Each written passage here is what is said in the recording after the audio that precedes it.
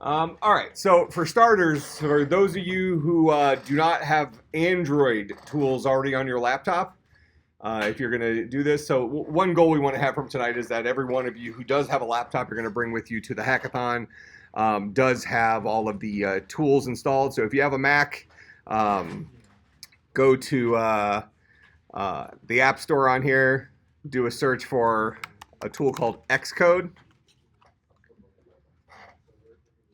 And it's free, but it's a big download. And we'll see how long it actually takes for it to pop up here. But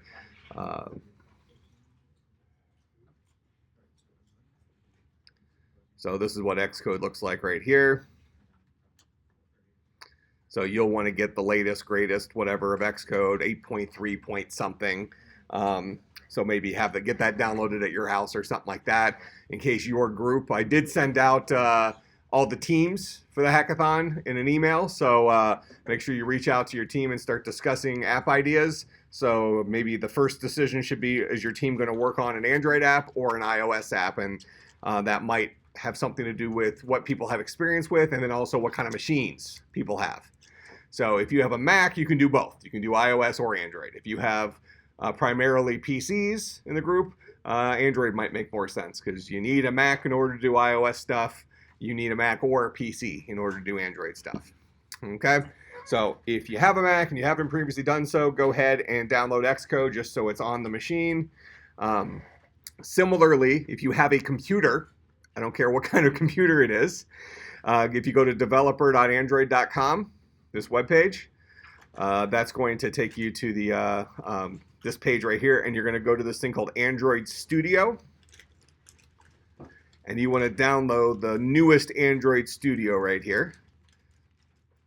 Okay, it's like 425 megs or something like that. I'm actually going to pop it open real quick here, and we'll come to Android Studio in the second half. I'm just going to do a quick check for update. I'll let it update in the background if there happens to be something. So it's one thing with Android Studio that I know several of you have seen is that there's software updates every 15 seconds. But as long as you have something fairly recent, you should be in a decent shape, I would think. All right, I'll swing back and check on that here in a few minutes. All right, but we're going to start the first half. We're going to start talking about the iOS stuff.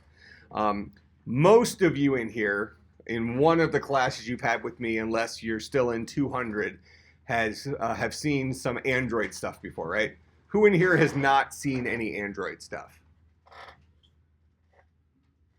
All right, what? No, you've seen it. I mean, any Android stuff. Yeah, you've seen some Android. Okay, so we got two and a quarter people who have never seen any Android stuff, right? Okay. Who in here has never seen iOS development? That should be a lot of you, right? Okay. So we're going to focus on the iOS stuff first, and then I'll even do some talking as we go along as far as the comparisons between iOS and Android. So maybe the first half is actually going to be examples in iOS with notations in Android, and then we'll see the Android version of this when we come back through. Okay, and what I'm going to do here, just so we have something to reference, I'm going to start a new keynote so I can put some notes in here. And if you have to get up and go to the bathroom or anything, just get up and go. I'm just going to keep trucking here, and if I have to take a break, Shiva will come up, and you won't be able to understand him, but he's got you, right? All right, so let's go ahead and let's create a new keynote for this dude. Okay, so hackathon, blah, blah, blah, bootcamp. All right. No. Okay, so a couple of things to consider here, and this is just kind of what we just talked about. So the dev tools that we're going to be looking at here and that your teams will end up using at the hackathon, depending on whether you're doing an iOS or an Android app. For Android, the tool is going to be Android Studio, and this is Mac, PC, Linux, choose your poison. All right, so it doesn't matter what kind of computer you have. If it turns on, you can do Android stuff on it. All right, at various emulator speeds. Okay, for iOS, you need a Mac. Okay, and the tool that we use for that is a tool called Xcode, and it looked like the newest version was 8.3, probably point something. All right, we'll double check that here in a second, but you do have to have a Mac for that, or technically there's a project called Hackathon. It's pretty sketch. All right, so you don't really want to use that one too much. Man, I'm telling you, this chair is going to snap. It's going to be awesome. You hear that? I mean, that's metal bending in real time is what that is. All right, so let's do Hackathon Bootcamp. Okay, so those are the two different developer tools that we're going to be using in here, and both of these guys are IDEs, Integrated Development Environments. Okay? In Android, the development language that we'll use is going to be Java. Okay, so we're going to be using Java for Android stuff. Most of you who, except for those of you who are currently in CSC 200, have seen Java before, right? All right. If we're doing iOS development, the language we'll be using is a language called Swift. All right. Now, they're basically the same language. So how many of you have never seen Swift before? Should be a good number of you. I've never seen Swift before. There was far more hands that said, I've never seen iOS development than I just saw hands whether I've seen Swift. Okay? Understand that this should be a subset of, okay? So Swift is, let's say it's Apple's language. You're going to notice it looks a lot like Java, only crappier. All right. So in any case, we'll look at both of these, but let's start off by looking at iOS since we decided that was going to be new for a majority of you. All right. So I'm going to go ahead and I'm going to open up this tool called Xcode. So after you download Xcode and you get it, you'll open it up and you get something that looks like this. A lot of tutorials have you start with this thing called a playground. It's completely stupid. Never do that. All right. What we're going to do is we're going to create a new Xcode project. All right.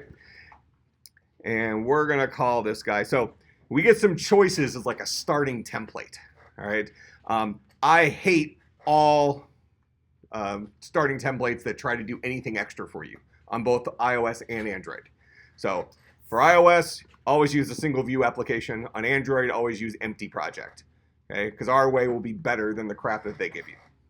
All right, so we're going to do a single view application, which is the simplest thing we can do that is a running app. We'll hit next. Product name, we'll call this guy Bootcamp iOS, something like that. All right, this whole team name, this is only if you're going to put it on the App Store, so don't worry too much about that. But ultimately, if you're going to put it on the App Store, that will associate with a developer account for Apple that we'll upload to. You can always change that later. Organization name doesn't matter. Organization identifier doesn't matter. All those things relate to putting an app actually on the App Store. Okay. Bundle identifier gets set for you based on your organizational identifier and your product name. Now, what we really care about here, though, is what language we're going to use. I mentioned Swift, but if you do the dropdown, you can still use their older language, Objective-C, which I actually prefer, but nobody uses Objective-C anymore. If you're writing a brand new project for iOS, everybody's using Swift. Where Objective-C is still used is when we have older projects where you're still maintaining those projects, and actually they can live together side by side. So you can have Swift code and Objective-C code inside the same project. But more times than not, what they do is they keep supporting an already existing Objective-C library with new Objective-C stuff. Okay, but we're creating a brand new project. We're going to use the default newer language, which is Swift, and then we can target different devices. For us, we're going to do this for a phone. You can choose universal if you want to target both iPhones and iPads, or you can just choose iPad. But we're just going to do this for a phone. At the end of the day, what you're going to learn here in terms of those fundamentals of working with Xcode is going to be identical regardless of which screen size we're going to be working with. Okay? It doesn't matter if you select use core data or not. We're not going to be looking at core data today, but it's like a built-in database. We're actually going to be using a remote real-time database today called Firebase is what we're going to look at. And these other things, unit tests and UI tests, you can leave them in there. We're also not going to use those, but all those checkboxes are fine. Just leave them alone. So we'll go ahead and click next. Store this someplace, so I guess I'll just put it on my desktop. All right, and now I have a project. Okay, so let's kind of take the quick nickel tour. You see that okay-ish? All right, so over here on the left is our actual files. So we have this file here called appdelegate.swift. This is the very first file that launches when your application first launches. This has nothing to do with the interface that shows up on the screen. Instead, this is kind of the thing that your first opportunity to do stuff related to your application. So within here, kind of our one place we'll actually do stuff is in this thing called did finish launching with options. So this function right here gets called as soon as your app finished launching. Okay, this is kind of part of the app lifecycle, and we'll see this as we go on. But for the most part, this is all we're going to care about in here tonight. Okay, we might do a little something in this part of the application. Okay, but there are other things that we can do here, like when your application goes into the background or when you get a push notification, all that stuff happens. It's not part of the interface of your app, but kind of part of the your app's existence. It lives inside of an object. All right, so AppDelegate comes with every single application. Every iPhone application has a file called appdelegate.swift. Now, I hate the name of this. They call this guy viewcontroller.swift. That's for that starter project. They give you a behind-the-scenes controller, and we'll talk about this here in a minute. A file named viewcontroller, which is of type Uiviewcontroller. I think they could have picked a better name. Because it's going to be confusing when I start explaining these, but you know, we'll get through it. All right, but let's jump to the visual side of things. All right, so several of you who have had my classes, we've talked about design patterns, right? And one of the design, well, what is a design pattern again? It's a proposed good idea to a proposed good solution to a common problem, whatever a common problem is, right? Okay, so these are proposed good solution to a common problem. So it really can be almost anything. And in my classes, we've looked specifically at several different design patterns. We've looked at one called MVC. We've looked at the observer design pattern. We've looked at singletons, right? Well, the one we care about right now when we're learning the fundamentals of mobile application development is this thing called MVC. Okay, that's the Model View Controller.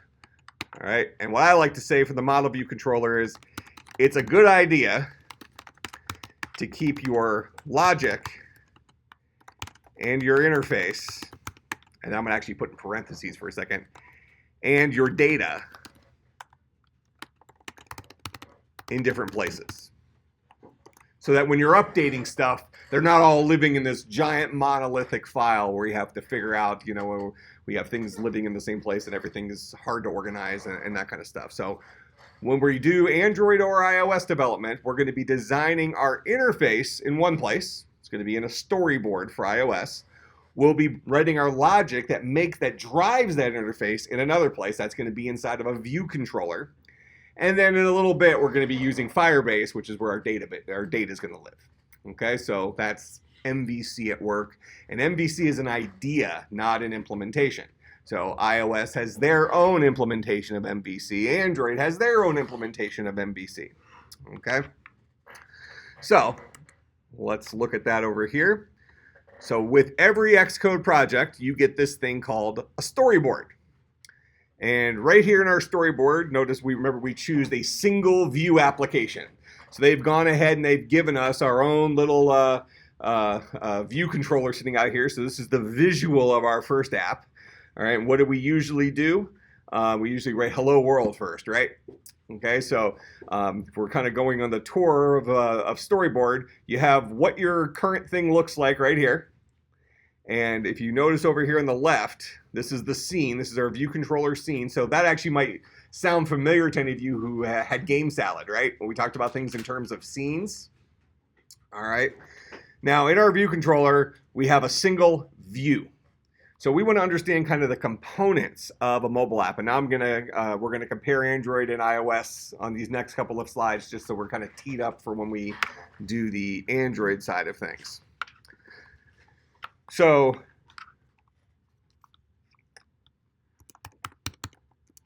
let's say every screen. Some of these guys are going to be kind of slight lies, but just little white lies. Okay, so every screen in our app for iOS is going to be a UI view controller. For Android, this is going to be something called an activity.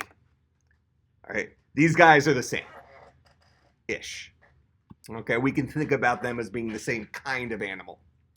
All right, now, whether we're dealing with a UI view controller or we're dealing with an activity, both of those are the controller portion of MVC. Okay, this is the logic that lives behind our interface. Okay, when we want to respond to a button being clicked, or we want to make a label have some text in it, all that happens on the logic side where we're talking to widgets on our interface. All right, the interface itself is what we actually see. So the interface itself on iOS is called a storyboard. On Android, the interface is a layout file. It's an XML layout file. Okay? So every screen in our mobile applications, whether it's iOS or Android, is represented by a controller. In iOS, that's a UI view controller. And one kind of truth about iOS stuff is anything that has a UI in front of it is something you'll see. So we have UI views, UI buttons, UI labels. All those things are things we see. Okay, if it has UI in front of it, we see it. If it has an NS in front of it, you won't see it. It actually stands for next step, which is evidence that Apple today is actually next computers from the 90s with an Apple logo on it. All right, so punchline. Now, Android, we have our controller is actually something called an activity.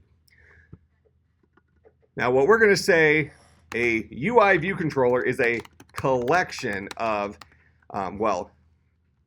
let's say this guy controls a single view that may hold additional subviews. All right.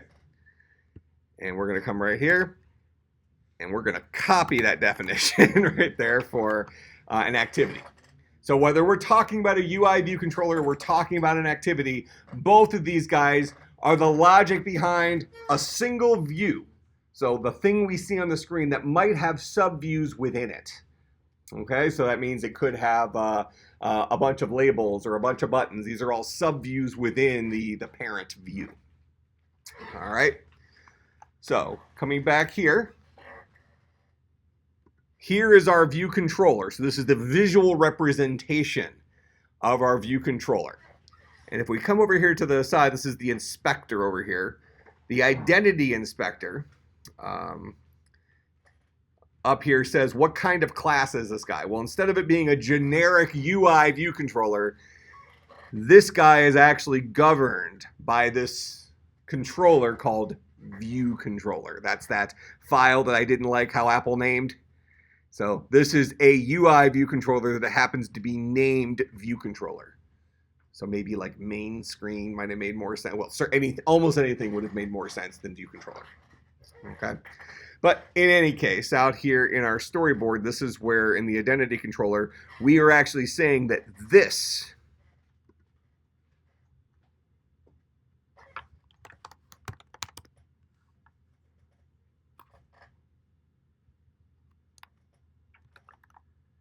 UI view controller. So I just changed it to say UI view controller. You notice it kind of became grayed out here. Okay. Now this guy is a plain Jane UI view controller that we have literally no logic behind because we didn't write that object. Okay. We didn't write UI view controller. That was some smart person at Apple that wrote that we have no control over. If we want to have control over this specific UI view controller, we have to subclass it, which is what comes with our starting point for our single view application. we take the generic class of Uiviewcontroller. We say we're going to create our own one of these guys.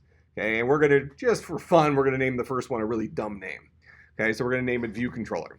And now we have access to write logic behind the scenes for that guy. But we do need to make sure that if we're doing this for a second screen, which we'll do here in a few minutes, over here in our storyboard, we have to go into the identity inspector up here and let him know you are no longer a generic Uiviewcontroller. You are now actually this thing, this class that we have called ViewController. That's who governs you. That's the controller portion. This is the view portion we're looking at here. Okay, so that's how MVC is implemented in iOS. Now you notice that this view controller inside has exactly one view. All right, and of course our first view probably should be a different color than white. So we go to this guy here in the middle that looks like a shield. This is the attribute inspector. And whatever we have selected, whatever view we currently have selected, it gives us the options, the properties we can do with that guy. So I'll go ahead and I'm going to change the background of this. And well, here, we'll just make it a red background, reddish at least, because that was something that had previously been used. All right, so now we got a little color in this guy. I really kind of wanted that to be pink, but here, let's. I really do prefer pink. Oh, I like the crayon now. There we go. There we go. All right, so now it's pink. All right, that's fuchsia. I would call that hot pink, and so would Mr. Gonzalez. So, all right. So, let's see here. So what I'm going to do now, a few minutes ago I mentioned that every controller controls a single view that may have subviews within it, right? So down over here on the bottom right, you notice, and depending on your machine, you might see this in a couple of different, I think there's a couple different ways to view these guys. You can view it as either a grid or a list of stuff. Well, one of these guys in here that's going to be one of our go-to moves is this thing called a label. He's actually a UI label. So notice where the little pop out there, it says UI label underneath it. That's something we will see on the screen. So if I come over here, see it says UI label right here. So it's something that we see on the screen. So the class behind is going to be UI label. So I'm going to go ahead and I'm going to drag this guy out here. And I'm going to drop him somewhere inside of my view.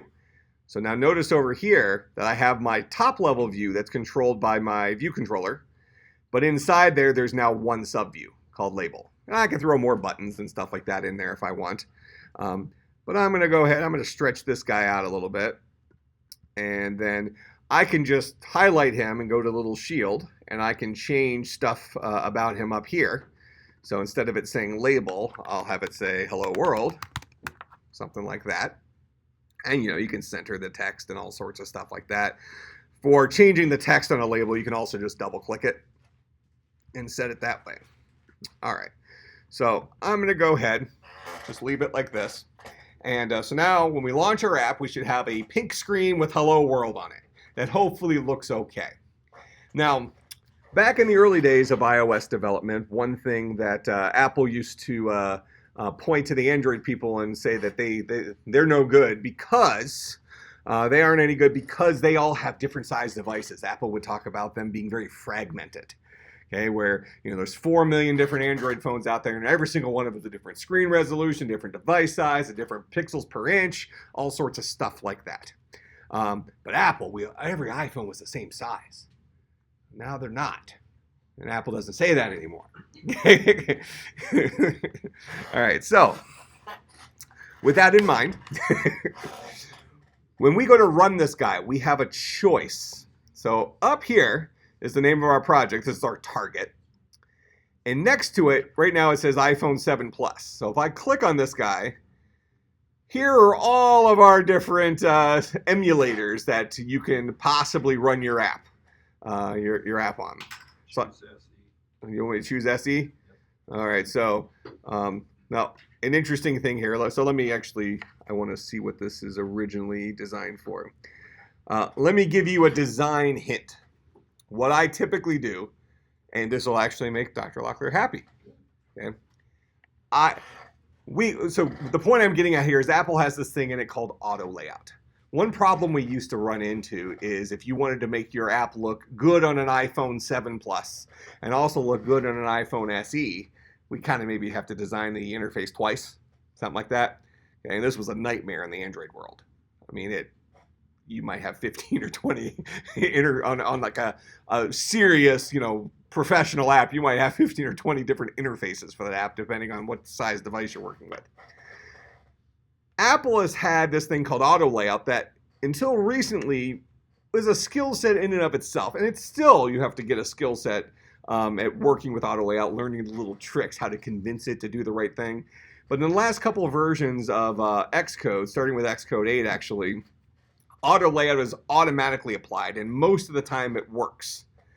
But what I typically do that gives the best results I have found is instead of having the size up here be inferred, I choose, actually let me, can I not do it for my original guy here? Oh.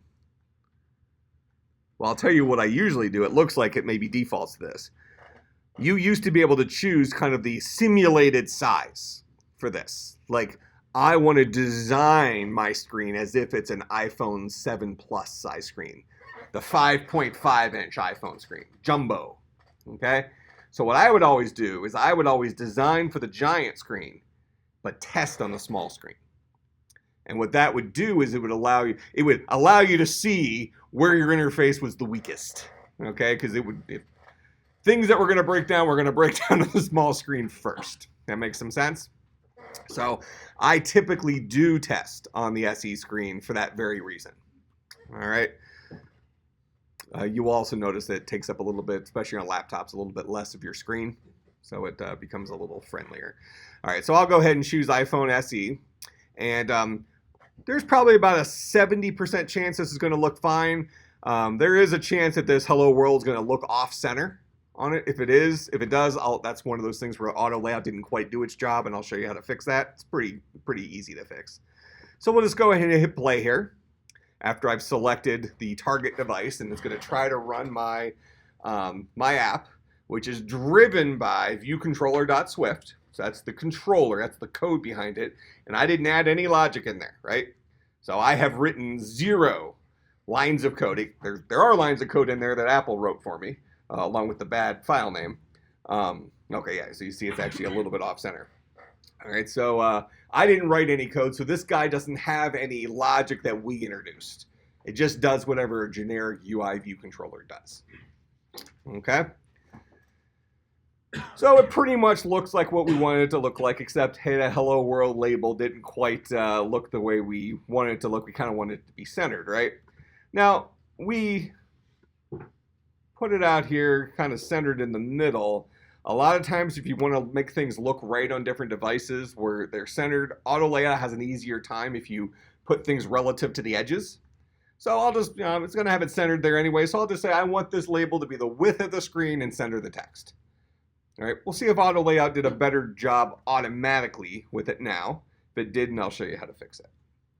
So these are kind of those little nuances you learn, like, what's a best practices for convincing auto layout to play nice, right? You see, it still didn't quite get it, so now we have the reset button. So we come in here, you select the whole view controller, then down here in the bottom right, this is our resolve auto layout issues. They actually have a button named that. So we click on that guy, and for now, your go-to move is reset to suggested constraints. And that will reapply auto layout based on what your screen currently looks like. So we'll run this again, and hopefully this guy looks centered now. Otherwise, we're giving up on him, and we're just moving on. All right, so he's centered now. Okay, so there is our first app that we wrote no programmatic logic for. All right, now what we'd love to do is maybe have this application launch and have that hello world turn into something else. But we have an issue. This is, again, we're working in this MVC world. So I have this view here that has a label on it, and I want to be able to programmatically do stuff to that label. So over here in my code behind, where we have to write our scary code, okay, over here, I need to somehow be able to talk to that label. All right, so this is where we get into Apple's implementation of MVC. Okay, now I'm going to show you Apple's version of how this works first. And at first it's going to look pretty cool, and then I'm going to tell you that almost always I do copy and paste after that. Because even though it looks interesting the way Apple does it, I think compared to Android, it actually is less efficient for workflow, I have found. All right, so we're going to go ahead and let our controller know about our label. That's what we need. We need the two guys to be able to talk to each other, right?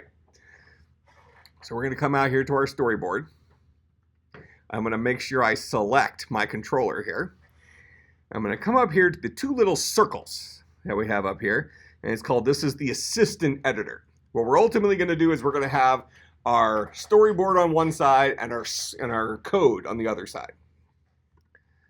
All right, so we get those two guys next to each other, and you can start imagining that on a small screen, these are going to get smushed together pretty quickly, right? Okay. Now, it looks cool at the beginning. What I need to do is I need to give myself a variable inside here that allows me to reference this label. The way you do that is you click the label here, and you hold down the control key and click and drag. So I'm still holding control and I'm still dragging in here. And notice it says insert outlet or outlet collection. We're going to insert an outlet, so I'm going to let go of that. So now I'm going to have an outlet. So in they're called storyboards now, but it used to be two separate products. Xcode used to have Xcode where you did your programming, and then you had another tool called Interface Builder. Okay, this is years ago, about 7 years ago is when this still existed. Actually longer than that, probably 8 years ago. So we're going to create something called an Iboutlet, Interface Builder Outlet. That's where the naming conventions come from. All right, so we're going to call this guy maybe my label. All right, so we want to have a variable name in our controller that allows us to talk to that label. So it's going to be an outlet. Its name will be my label. Its type, it auto-detected that I was connecting a label up, so it notices that this guy is a UI label. So I'll go ahead and hit connect. And notice here that it dropped a variable in here that is of type Iboutlet. Don't worry about this weak thing, it just is a thing, just leave it. It's a variable named my label of type UI label. Okay? I'll go ahead and unclick the, actually I just close it here, I guess. All right. Now from that point forward, I will probably never use the two circle approach again. Even though it's kind of cool that you just click and drag from the picture into your code, from a workflow perspective, it's not that quick. So from this point forward, if I want to have another label in here, let's say I want to have this guy. So a second label, maybe this is my label 2 or my other label. All right. If I want to have that guy controlled, what I'm going to do is I'm going to come into my view controller. I'm going to copy this line. I'll paste it, and we'll just call it my label 2 for right now. So now I have two different Iboutlets. Okay, that's the result of what would have happened had I done all those steps to do the drag thing. But now I need to let Interface Builder know about this guy. So I'll go into my storyboard. Now I don't have to do the split screen thing. You just click on the view controller. You click on this little arrow thing up here, which is your connections inspector. And you see that we have another variable right here called my label 2. I can just click and drag it to the label. And now they're connected. So that's a much quicker workflow. Once you let it create one outlet for you so you have the right syntax for outlet creation, then you can just do it quickly. That makes some sense? All right. So that is how we allow our controller to know about our widgets, things that are on the screen. So now what you might want to do is I might want to come into my controller and notice here that we have a function that's given to us right off the bat called viewDidLoad. All right, we have this idea in mobile application development, iOS and Android, called a let's call it a screen life cycle. Really, in Android, it would be an activity has a life cycle. In iOS, it would be a view controller has a life cycle. But we've kind of said that screens are represented by activities and view controllers, so we'll just say this is a screen life cycle.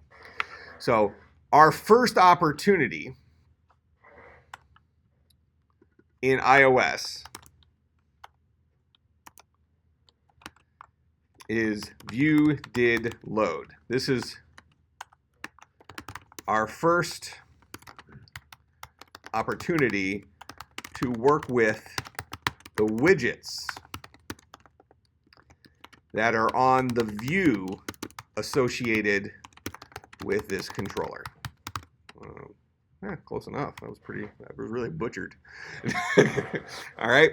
So we have a function called viewDidLoad. This guy will automatically get called as soon as this view technically exists. Okay. That is really as soon as MVC has finished its sandwiching. Right. As soon as those widgets that are on the view actually have been hooked up to the controller that's behind the scenes, and we can actually now refer to those variables. Okay. In Android, our first one is something called onCreate. All right, so this is our first opportunity. So I'll just copy this. The same thing. All right, so from a problem-solving perspective, whether you're writing an iOS app or you're writing an Android app, and so I'm saying this is our first opportunity. There are also other opportunities we have. We have view will appear. We have view did appear. So view will appear means it's about to show up on the screen. View did appear means it did show up on the screen. View will disappear means it's about to go away. View did disappear is it did go away. So you have a lot of little intricate places where you can interject logic. Okay, if you want something to happen as soon as like for instance, you might not want to have some animations occurring on a screen that's not showing up yet. Why use CPU power or battery life to do animations that nobody's seen? Make sense? Okay, so you wouldn't start those animations until the view did appear. Where you might do some, requesting some data or something like that inside of view will appear so that you have it all ready for when the view actually shows up on the screen. Android has the equivalence of all these. Okay, so we have a life cycle where we can interject our will at different points in time when the app is going through its life cycle. Okay. So what I'm going to do over here, now that I have some variables that allow me to programmatically talk to my labels, inside of viewDidLoad, after we call our parents viewDidLoad, don't worry about that too much. If you're in 200, we haven't talked about object-oriented programming too much yet. That's just the thing. Just let it fly. So we're just going to go after that guy. All right. So now I'm allowed to do my logic after we've let the parent do his stuff. So I'm going to go ahead and I'm going to say, now, for those of you who've had me in class, from a scoping rule perspective, we could just say my label dot do something. I don't like doing that.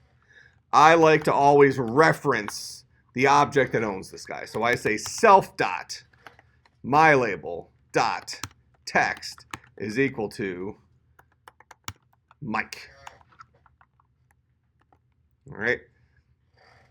So for those of you who have seen Java before, now you're seeing that Swift's equivalent to the this keyword is the self keyword. That is how an object refers to itself from within itself. Okay? They all mean the same thing. Okay, if you work with a made-up language like Visual Basic, the keyword is me. Okay, that's how, have you seen that, right? Yeah, that's made up.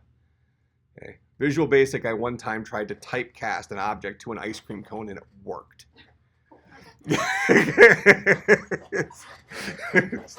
Well, why shouldn't it, right? All right. By the way, my first time I take a break, I'm getting a different chair. FYI. All right, so my label.text, I'm going to set it to Mike. If I want to, I can set my label to something else as well there. Okay, so I'm saying I want to grab the variable that's owned by this object, named my label, and I'm going to set his text attribute equal to this string. All right. Couple reasons I like using self dot. One, it's faster. Technically, since it's a compiled language, it won't make a difference. but it will technically compile slightly quicker because it'll be able to resolve variable scope more quickly for that particular pass. But it also reduces misspells. Okay, if I say self dot, it'll go ahead and it'll put in the the options I have for my variable name. So if I want to do it for the other one, I can say self dot, there's my label 2. I can just select it so I don't have to worry about misspelling it, and I can, then I can say dot, I can start typing in stuff, and it has completion on it, so it makes it a little bit easier, less error prone. All right, so what we want to happen now is now we've interjected a little bit of our own logic where when this view first loads, we're going to go ahead and we're going to have our label change whatever its text currently is to Mike. Okay? Now we saw this last time we ran it. It was hello world because that's what we hard coded in our view. Okay? Now remember, this is happening when the view did load, well before it's actually shown up on the screen. Okay, so we should never see hello world now. We should see Mike as if it was always there, because this is happening well before it ever showed up on the screen.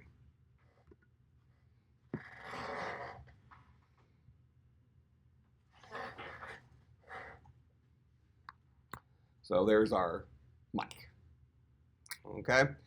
As opposed to, and we'll have to pay close attention here because this is not something that takes a lot of time, but I'm going to go ahead and I'll steal that little line here.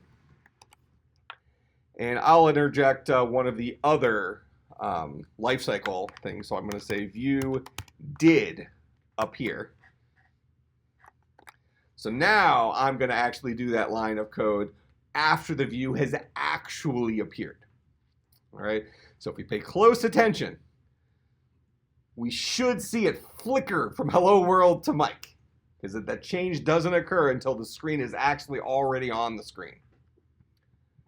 All right, so I'm going to go ahead and hit play there. I'm going to switch over to this so we can watch. Let's see if we can notice it. No, yeah, I didn't see it, but trust me, it happened that way. Okay, we could always put a button in there or like a pause so it doesn't actually happen until that, but that's something that happens pretty quickly, changing some text.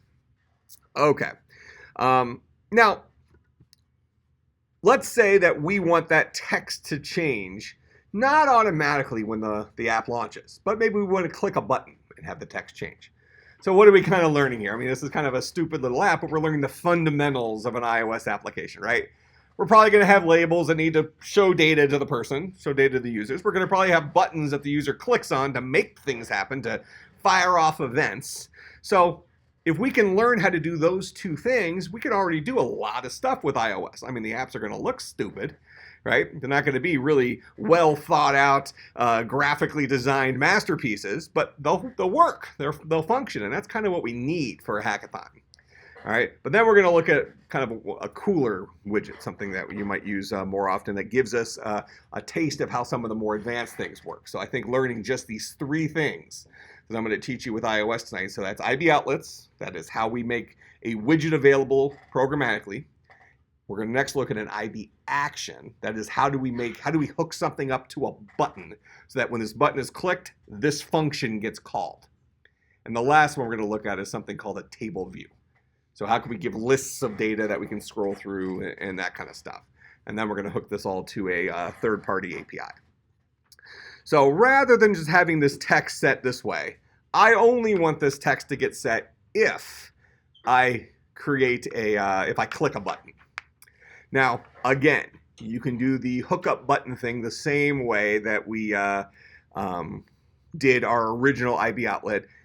I've written enough iOS stuff that I will pretty commonly just write the Iboutlets and the IB actions from memory, but I'll show you how it works here. So we're going to go out to our storyboard. And let me just quickly show you an example of something that will cause your app to crash. I think I think this will do it. I don't think they do the disconnect anymore. So I'm just going to delete that extraneous label. Like, I don't need that one. Okay. But I never went through, let's just check real quick. I'm not going to actually disconnect it if it didn't. But, yep. Nope, it did disconnect it here. So this guy used to be kind of shadow connected. So I think when this launches, it will actually work. But historically, you'll have like little weird crashes like this sometimes when there's something that didn't automatically get undone. You're like, well, I deleted it. Why shouldn't all the connections have disappeared as well? And in this case, it did, but it didn't used to work this way. It used to have this like question mark connection that was all grayed out because it was really a link to nowhere. That when it launched, it would crash and it would give you a really cryptic error message that would like make you pull your hair out. I don't have a lot of it, but would make you pull your hair out for a while until you finally figured out it was just some stupid outlet that you disconnected the label for an hour and a half ago. And you've done a bunch of logic since then, and now you've just changed everything you've been working on, thinking it had to be something you've written in the last 20 minutes. Yeah, so ask me how I know, right? Okay. So we have that guy disconnected. Now I'm going to go ahead and I'm going to put a new kind of widget out here. This guy's going to be a button. It's a UI button. So we'll just drag him out there. And we'll double click on this guy and we're going to say, click me. All right, and we can make buttons, have different colors and stuff like that, but let's just keep it simple here. All right, so this guy's going to say, click me. Now, we ultimately, when we click this button, now notice when I highlight this button, and I'm in this connection inspector down here, notice there's all sorts of things that we have associated with this button, these events. Okay, so these are sent events associated with the button. So editing changed, editing did begin, a whole bunch of stuff like this for buttons. And these are things that are anything that's touchable on the screen. So a lot of these events don't pertain to we would never use them for a button. Like for instance, you're not necessarily going to want to respond to the event that editing has changed on a button. That might be like a text box, right? Or text field.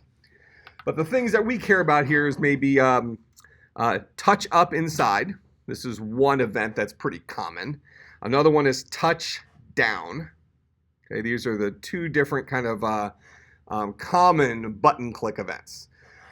Touch up inside tends to be the one that's typically used. The difference would be touch up inside means I click the button and now I've let go of it while I was still on top of the button. So while I was inside the button, I let go. So I touched up while on the button.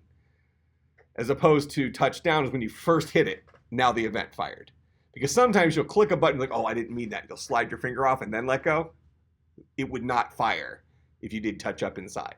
But if you did touch down, the second you hit the button, it fires. Okay.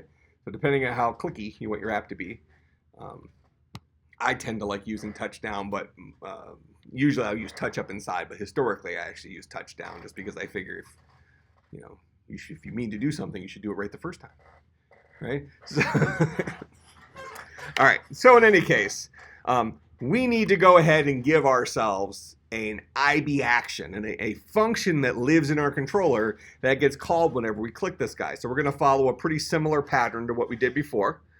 So I'm going to click on the view controller guy up here. So hopefully Xcode can figure out which code behind we're actually dealing with here. I'm going to click on the two circles. So it should notice that I'm working within the view controller that's governed by this file called view controller. So that's why I click on that guy first. And I click the two circles and it should bring up the code right next to it. All right. Now, just like I did for my outlet before, I'm going to highlight my button. I'm going to do Control, and I'm going to click drag into here. And now it says Insert Outlet Action or Outlet Collection. I'm going to let go of it. Now, the default is outlet. I don't want an outlet. An outlet is how we give ourselves programmatic access to a variable or programmatic access to a widget. I don't need programmatic access to this button. I might, in some sort of situations, want to be able to change the text that's on a button programmatically or something like that. That's not what I'm looking for here. I want to respond to an event associated with this button. Okay? I don't care about the button itself. I just want to know when somebody clicked it. Okay? So we're going to change the connection type here to an action. All right, and we're going to go ahead and name this guy Click Me Button Pressed. You can name it whatever you want, but name it something reasonable. All right, the type, you can just leave it as any. You can also choose UI button there. And I'll explain that to you in a second. I'll go ahead and leave it as any since that was the default. It won't make a difference to us. And then you get to choose which event you care about here. And notice that the default event is touch up inside. Okay, so that's kind of the go-to. Make sure they click the right button. So we'll leave that alone. And we'll go ahead and just hit connect. And you'll see that we get a function that got dropped in here for us. Now I'm going to go ahead and close this, and I'll reopen the code just so we have it on the full screen here. Now notice here that it gives us a parameter list here. So the name of my function is click me button pressed. It's a function. Specifically, it's a function that's been flagged as an IB action. This exposes it to the storyboard. Okay, so that if I were to write this by hand, I can go to the storyboard, click on the connections, and then drag that guy in. It would look like this. Click on this guy. We'll click on connections. Notice it's already connected here, but if I hadn't done that auto connection, I just wrote it by hand, I would have this received action down here that says click me button pressed. That I could just drag from this circle over here to this button, let go of it, and then I can go to touch up inside or pick my poison, whichever event I want, and select it. Now I've hooked it up. Okay. We literally just did the same move from both sides. It doesn't matter how you accomplish this. This is just the, you ultimately need to connect these two sides together. So that's where I think Apple on paper looks kind of cool, because the way they implement MVC is you literally connect the label to a variable name. You draw a little line to it. Okay. So on paper, when you're originally trying to understand this concept, I think it's a neat way of implementing it. But after you've done your 5th or 6th label and you kind of got it down pat, you don't want to use their stupid little way of connecting this stuff anymore. You want to just cut and paste, and then, yeah, it's a thing. So, and that really is, as maybe kind of an interesting side note, almost like Apple style versus Google style, where Google, their way of implementing MVC that we'll see later tonight, really is much more of that cut and paste type thing by default, which is what I do on the iPhone side anyways. Okay, but when you're first learning it, the drag and drop feel is something that maybe is helpful to learn the concept initially. And then you get tired of it, and then you kind of wish that the tool wouldn't get in your way, type thing. Okay, so now we have a function that gets called whenever I click this button. Now, if we go back to our function, we'll notice that right now there is no logic in here. Okay, function doesn't do anything. I mean, I can click the button all I want. It's going to keep calling this function that does nothing, and life will go on. What we're going to go ahead and do is when we click that button, we'll go ahead and set our labels text to Mike. So it'll start off being the hello world that we hard-coded it as being, right? Then, when the thing launches, I'm going to have a nice little button sitting on our screen that is just enticing me to click it. But not until I actually click it will this action get called, which will set that labels text to Mike. And then we'll see it. I promise you'll see it change this time. So we'll go ahead and run this. It's going to launch. It'll say hello world initially. All right. Well, we noticed this is off center too, so we'd have to do that to fix the thing. Okay. So, oh, hold on. Your view did appear. Oh, thank you. Yeah. So this was happening all the time, anyways, right? After we, so view did appear. We were always that happens every single time the view appeared. So we'll go ahead and dump that. And now we'll come back and we'll see that it's hello world this time for real.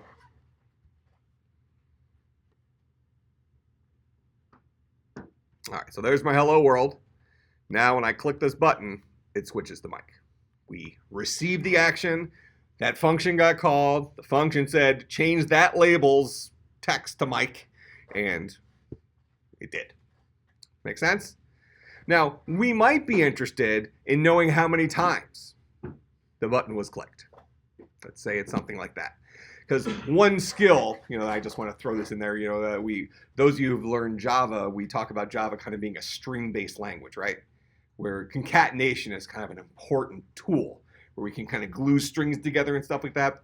Swift is not so friendly with strings. It's not difficult, but they are not nearly as, I don't know, string friendly as a lot of other, as like really C# and Java are.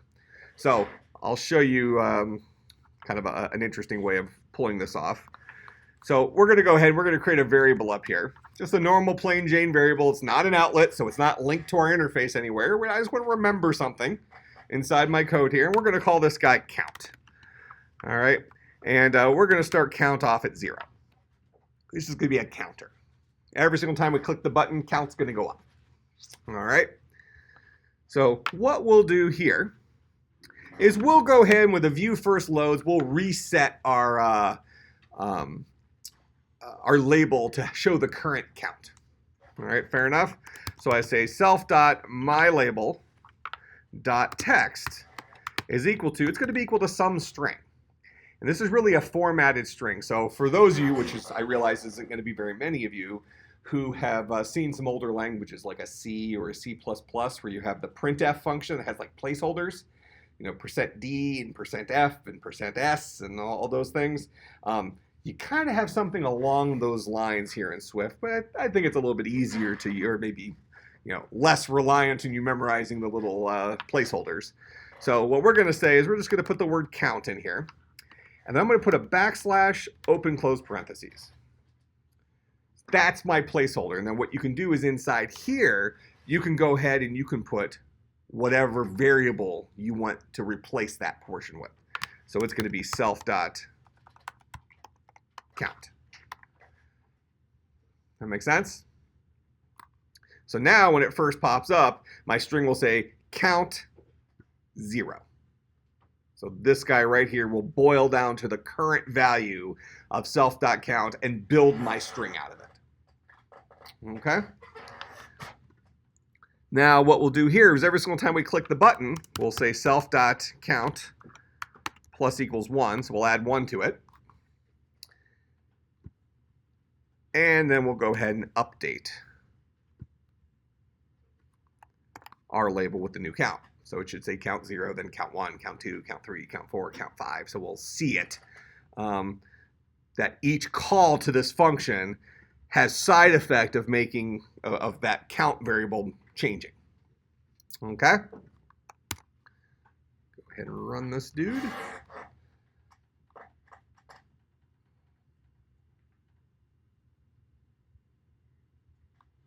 All right, so start off as count 0. Then I'll click this guy and see it's going up, right? All right, questions about any of that?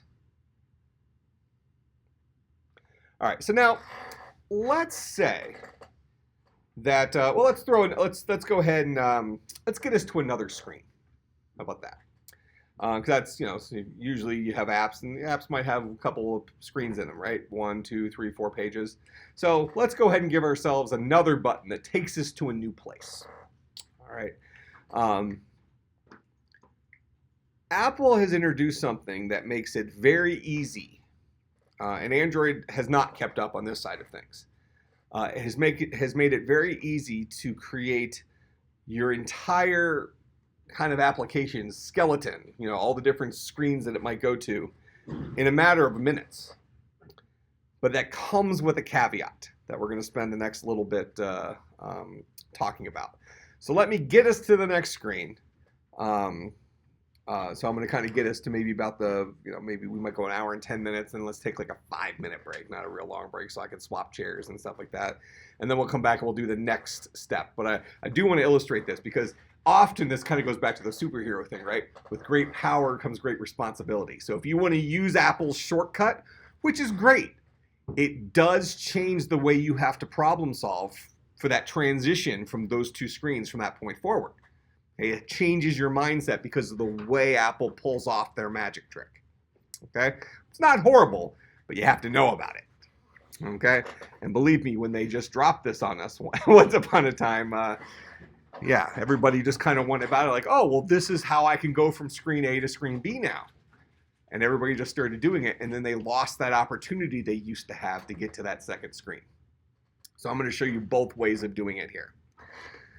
And I'll explain that the old school way is the same way we still do it with Android. So we're kind of introducing Android stuff while we're going about this. So I'm going to go back out here to my storyboard, because really my storyboard is my way of seeing my whole application. Okay, so we've only been working within one screen here. Now if we go over here to the right, we have all these yellow circles. These are other kinds of view controllers. We're ultimately going to be working with a view controller today called a UI, a table view controller. Okay, that's going to be kind of our master class, the way we're going to finish the iOS side of things, where I'm going to kind of show you the go-to move for creating iOS applications. But first, we're going to be transitioning to a couple of screens quickly. So this guy in the upper left-hand corner, for right now, let's call this our bread and butter move. Every single screen in our application, as I already mentioned, is a UI view controller, right? So I'm going to take this guy, I'll just drag him out here, and now I have a second screen in my application. Okay? I'm going to go ahead and double-click on this dude. I should have zoomed in, but it didn't. So I'll just zoom in with the gestures. Maybe it notices I have the trackpad the size of New York. So it figures I might as well put it to good use. All right, and what I'm going to do is I'm going to go ahead and a lot of times, so I'm going to start showing you some things that I often do when I'm designing an app.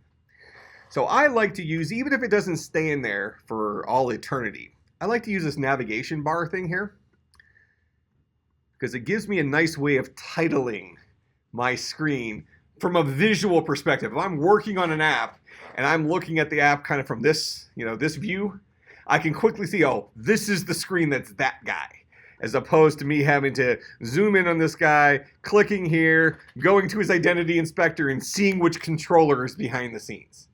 Okay, it gives me my little cheat sheet to say, I'm just going to go ahead and put the name of the controller right there. So until once I've gotten all the connections done, then I can, be less overt about it, but this makes life a little easier from a workflow perspective. All right, so we're going to actually call this guy Screen 2 VC.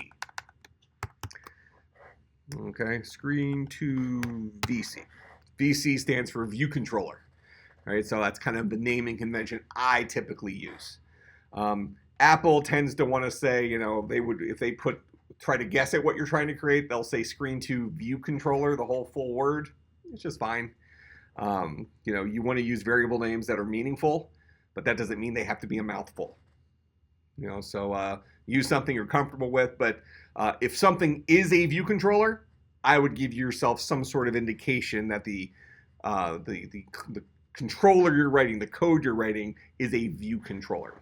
If it's a table view controller, I typically call it TVC, table view controller, collection view controller, CVC, so on and so forth. All right, but now keep in mind that this guy right now is just a plain Jane generic view controller. If I go to the identity inspector here, notice it's grayed out up here. That's just the normal UI view controller. He is nothing special. And me putting this text right here doesn't change that. All right, so what I need to do now is I need to actually give myself a code behind, similar to our viewcontroller.swift that Apple originally gave us in our single view application. I need to give myself one of these guys to be the code behind for this new view controller I'm creating. So I'm going to go over here to this folder that says, what was it? Bootcamp iOS. I usually just click on that guy and I right click and I say new file. All right, and the type of file we're creating is a Cocoa Touch class. Okay, Cocoa Touch is Apple's library for their touchscreen devices. All right, as opposed to Cocoa, which is their library for their keyboard and mouse devices. All right, so Cocoa Touch class, we'll go ahead and hit next. And notice that by default, it thinks I'm creating a UI view controller subclass. So in this case, that was a good guess.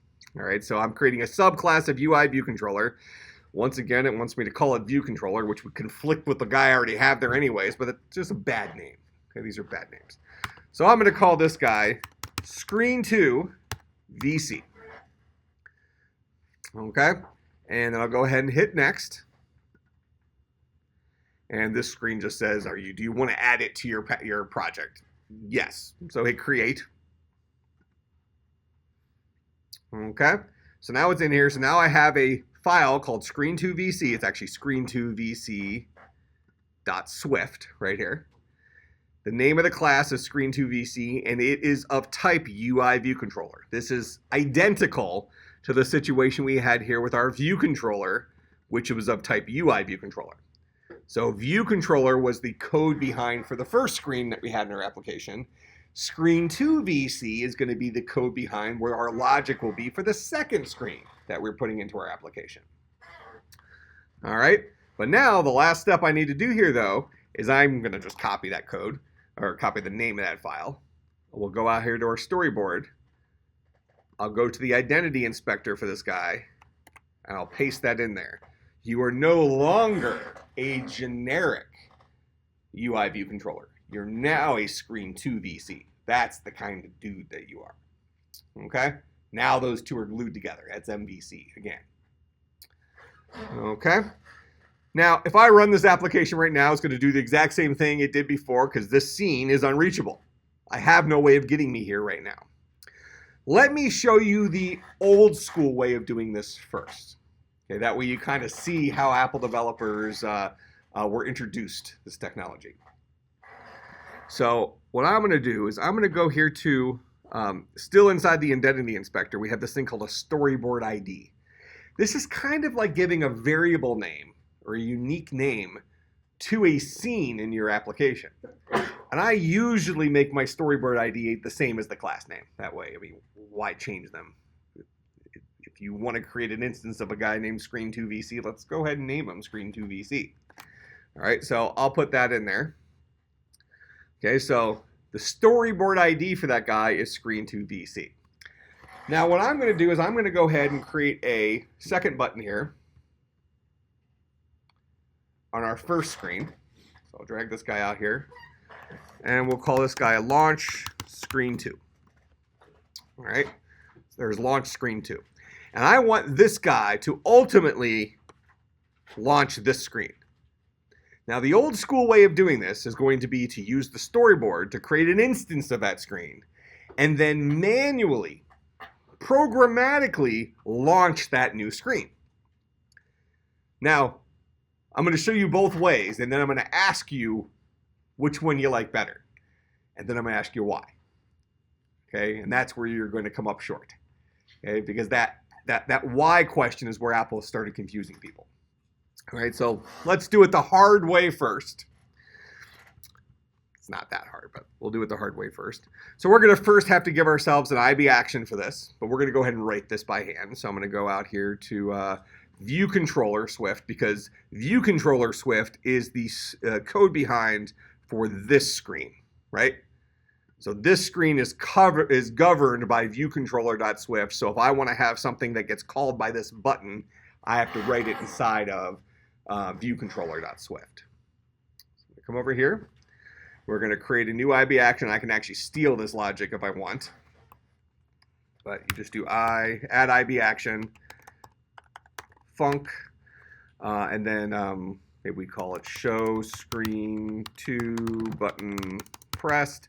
You don't actually have to have this guy take any parameters. Let me just quickly explain what the parameter is for. Let's say that you had one IB action that you wanted. Let's say you had 3 different buttons that were all hooked up to the same IB action. Okay, and you were interested in which button actually called this IB action. What gets sent in here is the unique identifier of the object that called it.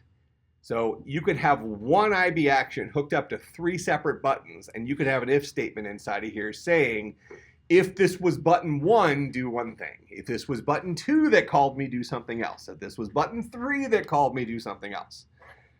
Now, there are plenty of situations where that makes sense, where you want to have, why have 10 functions that all do the same thing? You just want to do something slightly different depending on which button called it, right? You know, you don't want to write all this logic multiple times. Write the logic once and then change your decision-making slightly based on which button was called. But more often than not, buttons are one-off type things. You click this button, you want this stuff to happen. Okay, so usually we don't necessarily need to know who called this function because there was only one button that possibly could have called this function because we only had it hooked up to one guy. All right, so in that case, if we want to write an IB action and just omit that parameter, we can. And I'll make a little note here that on the Android side of things, you cannot omit that parameter. When we write the equivalent of an IB action in Android, which we'll see here a little bit later, it has to be there, whether you use it or not. So it takes you another 3 seconds. But you know, it's not optional to leave it off there. Okay, so show screen 2 button pressed. Whenever just so we don't forget, you know, I like code to kind of grow organically. So before we actually write the logic in here, now that we've written enough code that our storyboard should be aware of this function, let's go ahead and hook them up so we don't forget. Okay, because the last thing we want to do is write some really nice logic in here, run our application thinking we had already hooked it up, click our button like crazy, not understanding why it's not working, then start changing stuff. Never actually proving to ourselves that we were getting into the buttons logic. Okay, common mistake beginning programmers make when they start working with mobile application stuff. Well, really any event-driven programming. Okay. If a button's not working, first thing you want to do, make sure you're getting to the logic that's inside the button function. You might not be getting there for various reasons, but make sure you're getting there before you blame your logic. All right, so let's go hook this guy up. So go out to our storyboard. We'll click on the view controller guy here because that guy's connection, his outlets are what's been exposed by the IB action. So right down here we have the show me button 2 pressed, or show screen 2 button pressed. I'll just drag that guy down here to launch screen 2. And I'll choose touch up inside. So now that guy's hooked up. Now we'll go write the logic for what that guy should ultimately do. So we'll go in here. And what we want this guy to do is we want it to launch that second screen. Okay, now the old school way of doing this, or I might say the cool kid way of doing this, is we will ask our storyboard. So we have this guy. We've seen it on our screen. This guy called the storyboard, right? Well, it just so happens that view controllers have access to the global storyboard, okay, the storyboard they came from. So we can say, hey, storyboard, if I know the unique identifier of a view controller I designed out there, can you build me one of those? And he can. All right, so we're going to ask the storyboard to go ahead and create an instance of our screen 2 VC. Because we specifically, if you remember, out here in our storyboard, in the identity inspector, we gave this guy a unique storyboard ID. We gave ourselves a unique way of referring to him when we talked to the storyboard. Okay, so I'm just going to copy that, make sure we have the right spelling. So I'll go here to our view controller, and I'm going to go ahead, I'm going to create a variable to hold my view controller. So I'm going to say let VC equal self.storyboard dot instantiate view controller with identifier. And the identifier we have here is called screen 2 VC. All right. Then, so I have that view controller. Now I want to go ahead and so on. A view controller has been born. I have it stored right here in a variable called VC. Now, just as a quick, Swift tutorial, we have 2 different ways of declaring variables in Swift. We can have a var variable. This is a variable that can change. And we have a let variable. This is a constant. So lets, if you're going to have something that has a value that will not change, it's more efficient to make it a let. It's also less annoying because the compiler will give you a zillion warnings if things are lets that never, things are vars that never change. It'll say you should convert this to a let. But in any case, that's the difference. From a hackathon perspective, just get it to work. Okay. If you want to make everything vars, life will go on. Okay, it's not going to be the end of the world. All right, but that's what we're doing here because I'm not actually going to change the value that's stored in here. In a few minutes, we'll change something related to it, but I'm not going to change the value of what's stored in VC. So now that I have that view controller, I want to go ahead and present the view controller on the screen. And the way screens are presented, whether we're dealing with iOS or we're dealing with Android, is the current screen is in charge of putting somebody else in front of him. Okay? Because whether we're dealing with iOS or Android, the screen we're currently looking at is effectively a stack data structure. Okay, so whatever's on top is the guy we currently see. Go ahead. Shouldn't we declare VC as an option because there might be no screen? Yeah, you could, but yeah, it probably would be best for everybody's brain not to get into optionals. So, so we'll just let it roll. Actually, we're probably gonna have to deal with the optional syntax here in a second, so we'll see it. But yeah, I mean, just as a 30-second caveat, Swift has something built into it. A lot of older languages, you're always you kind of have to do this this check, to make sure an object has a value before you use it. Okay, well, Swift has a built-in mechanism called optionals, where it writes that little if statement for you if you use the optional syntax for working with it. More times than not, myself included, I have found the optional syntax is not something that gets used a whole lot. So people typically there's an exclamation point version of the optional syntax that just says, "Trust me, I know what I'm doing." That pretty much all programmers just put in and don't really use the optional syntax for what it was meant for. All right, if I happen to run into a situation where I can show that to you, I will, but I think we're gonna see an exclamation point version here in a moment. All right, so we're gonna ask the storyboard, go ahead and give me a view controller. Now, I need to get this guy on the screen.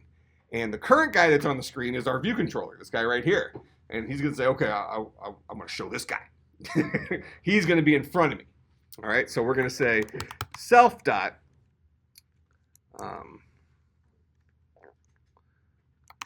present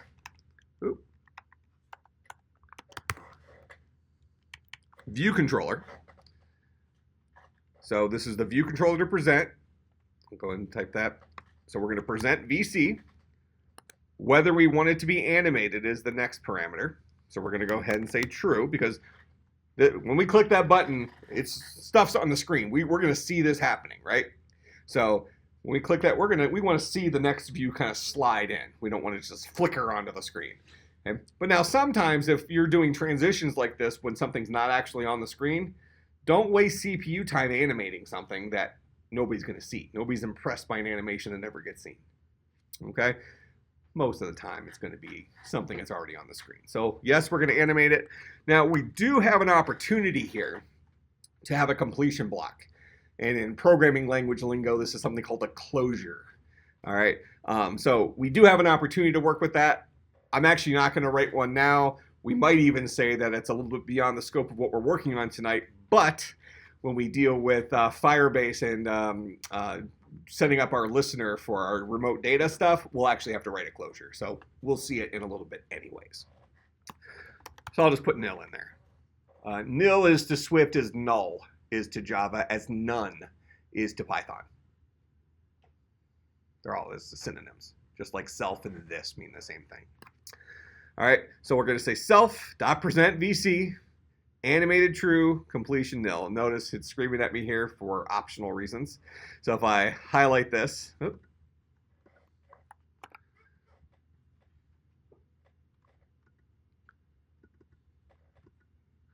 it says, value of optional type Uiviewcontroller not unwrapped. Did you mean to use an exclamation point or a question mark? Remember I said just use an exclamation point and just say trust me? So what we're effectively saying here is, yes, I understand that this guy might not give me an actual view controller in the event that I gave you a name that didn't exist.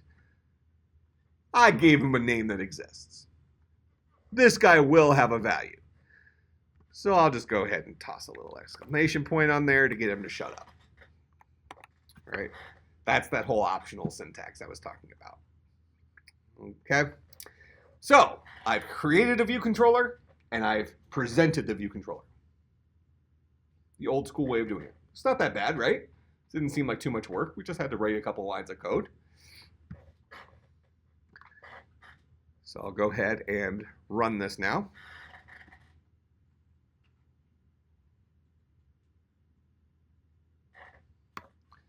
So here's my launch screen 2.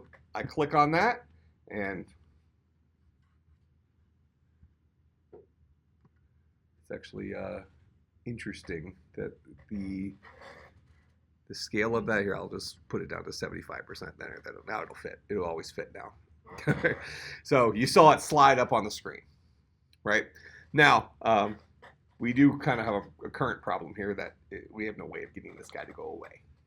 All right, so we're going to do something about that momentarily. But before we get him to go away, what if we had a label on this screen that we wanted to set? Maybe we wanted to set it to the current count, right? So on our first screen, we go back to our first screen, we can click on that button over and over again, maybe counts 5 or counts 6 or counts 7, something like that. And then I finally present that second screen. And I want that second screen to show me the last count or something like that, okay? What are some ways I can get data from screen 1 to screen 2? All right, so we're gonna look at, let's see, how do I want to characterize them? Old school, good way of doing it. New school, have to do it this way if you're going to use the new school way. And then I'm lazy, I just want this to work real quick way of doing it, which is called the singleton. Okay, singletons are great power tools. For something like this, it's perfect, but don't abuse it. And I'll talk more about that when we see it. A singleton takes all of 15 seconds to write. Okay, it's a fancy name for something that's super simple. Okay, so now what happens here is when I finally click on this launch screen 2, this code right here gets called. Now, I'm inside of this view controller, so I do have access to this variable called count.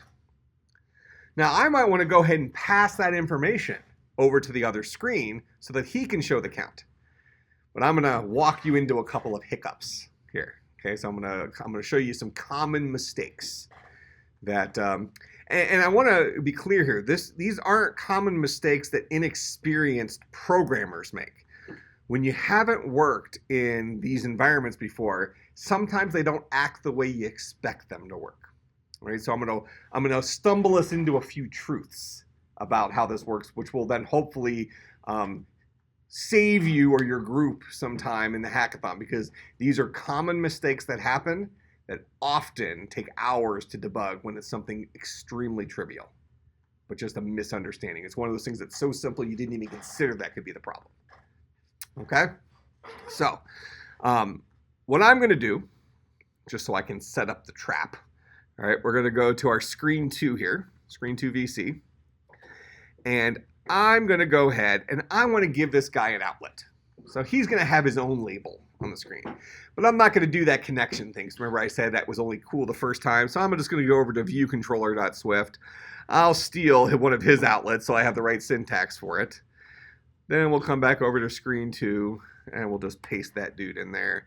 And, we'll call this guy screen 2 label. Something like that. All right, so now I have an outlet for screen 2.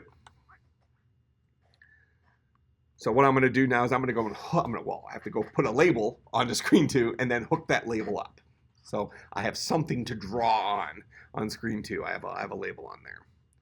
So I'll go to my storyboard, go over here to screen 2, drag a label in here, click on this guy, the actual view controller itself, click on the collection or connections, and then we see right here we have our screen 2 label. Hook that guy up.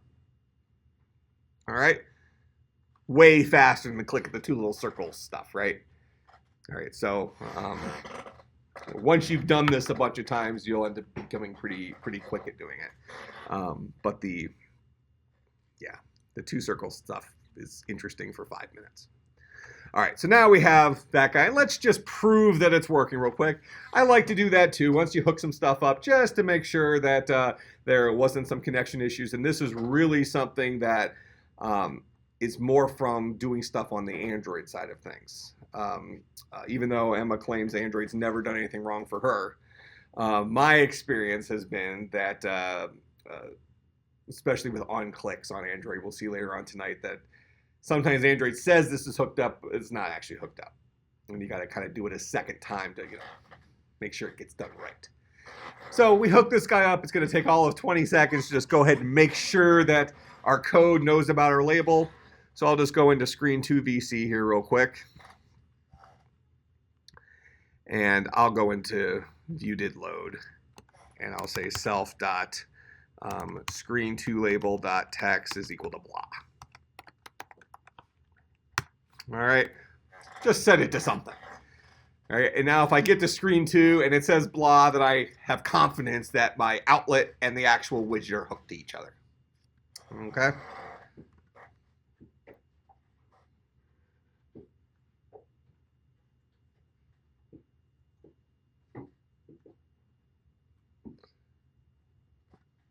There's my blah. They're hooked to each other. So now we have confidence for that. Okay. So now, stumbling block number 1. I'd like to set that screen 2, a label, equal to the count. So we'll go back to our view controller because this is where we know about count. And when we do the show screen 2, I'm going to go ahead and we know that screen 2 has a variable in here called screen 2 label. So I'll copy the name of that variable. Go back to our view controller here. So I should be able to say, since that view controller is stored inside of VC, I should be able to say VC dot that guy dot text is equal to the string representation of, or I can just say here, I can say count equal to, well, you don't even have to put another word in front of it. Just say self count like that. The string representation of my variable count. All right, now first of all, you notice that this guy isn't very happy. We know that screen 2 VC does indeed have a variable called screen 2 label. Right? We know that's the case. Why is it screaming here?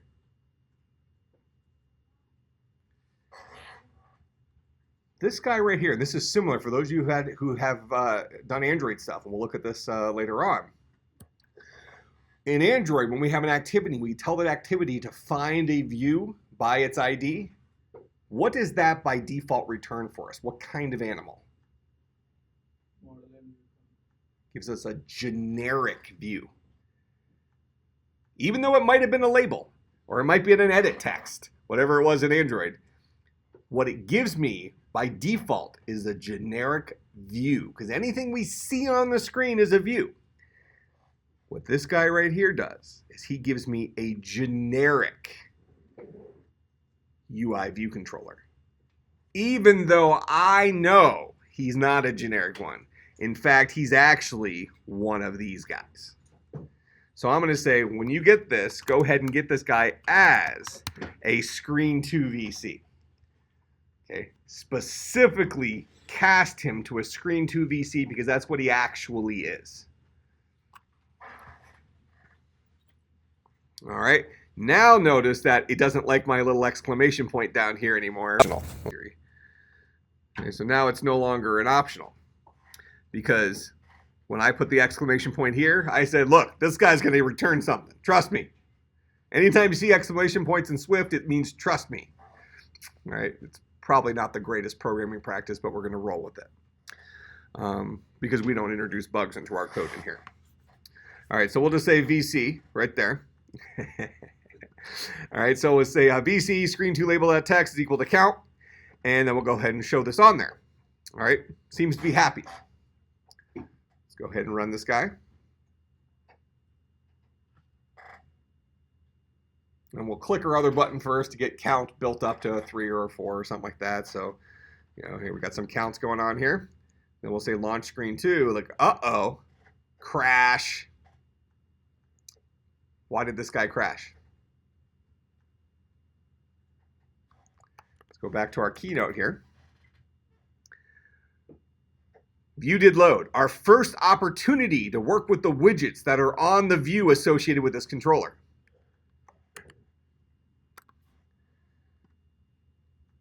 When I'm trying to talk to screen 2 label right here, that is before view did load gets called. I don't have access to that label yet. So if I want to let that guy know about a count that ultimately needs to get in that label, I have to give him the variable for count, and then let him set that variable in the label once the view loads. So we'll go over to screen 2 here. And we'll just give this guy a variable called count. And I'll start it off at -1 here. And then what I'll do back here is we'll say vc.count is equal to self.count.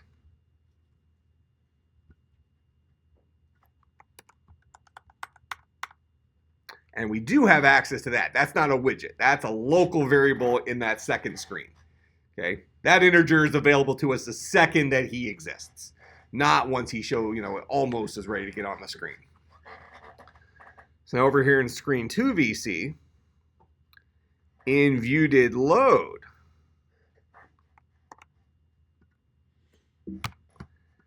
I can go ahead and set the label equal to whatever count currently is, which presumably has been changed by us launching it from that first screen.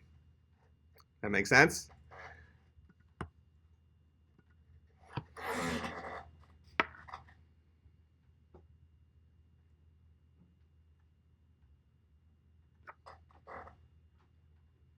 All right, so we'll go ahead and we'll do launch. Well, here, let's click this a couple times. So we got a 5, launch screen 2, and there's our 5.